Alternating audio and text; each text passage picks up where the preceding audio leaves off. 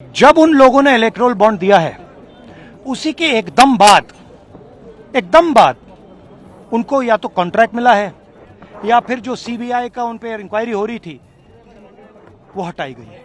तो ये प्रधानमंत्री पकड़े गए हैं, इसीलिए ये एएनआई को इंटरव्यू दे रहे हैं।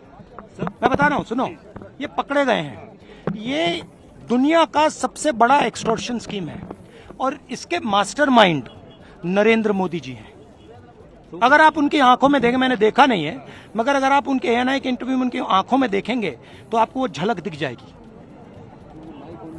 राहुल जी, वो ये कह रहे हैं कि जो लोग आज इसका विरोध कर रहे हैं ना, वो कहेंगे बाद में पछताएंगे इस स्कीम के लिए। नहीं, विरोध की बात नहीं है। देखिए, आप प्रधानमंत्री से कहिए कि वो ये समझा दें कि एक दिन सीबीआई की इंक्वायरी शुरू होती है, उसी के एकदम बाद उनको पैसा मिलता है और उसी के एकदम बाद सीबीआई इंक्वायरी बंद हो जाती है।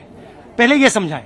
दूसरी बात, बड़ा कॉन्ट्रैक्ट, हजारों करोड़ रुपए का कॉन्ट्रैक्ट, इंफ्रास्ट्रक्चर का कॉन्ट्रैक्ट, ठीक है, कंपनी पैसा देती है, उसके एकदम बाद उनको कॉन्ट्रैक्ट मिलता है। ये भी प्रधानमंत्री समझा दें।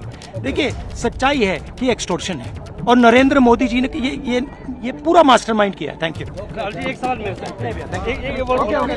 बॉन्ड पर राहुल गांधी का ये बयान, और वो इस इंटरव्यू पर भी अपनी प्रतिक्रिया दे रहे थे। प्रधानमंत्री नरेंद्र मोदी के इस इंटरव्यू पर राहुल गांधी जो कह रहे हैं कि पकड़े गए इसीलिए इंटरव्यू दे रहे हैं। इलेक्टोरल बॉन्ड पर राहुल गांधी का ये बड़ा प्रहार प्रधानमंत्री नरेंद्र मोदी और साथ ही केंद्र सरकार पर। उन्होंने कहा कि जिनके खिलाफ सीबीआई की जांच चल रही थी, एजेंसीज जिनकी जांच कर रही थी, इलेक्टोरल बॉन्ड के बाद वो सभी जांच बंद कर दी गई, उन्हें निरस्त कर दिया गया। और इसी को लेकर राहुल गांधी निशाना साधते हुए प्रधानमंत्री पर, और इस इंटरव्यू को लेकर जब उनसे सवाल पूछा गया तो उन्होंने यही कहा, क्योंकि पकड़े गए हैं इसीलिए इंटरव्यू दे रहे हैं।